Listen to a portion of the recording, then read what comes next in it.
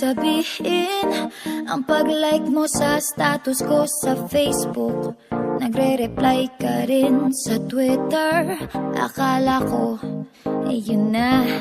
Pero nakita ko kahapon may pinost kang iba.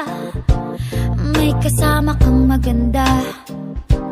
Ang sabi mo sa akin, kaibigan mo lang siya. Ang hirap palang maging D-A-N-G-A.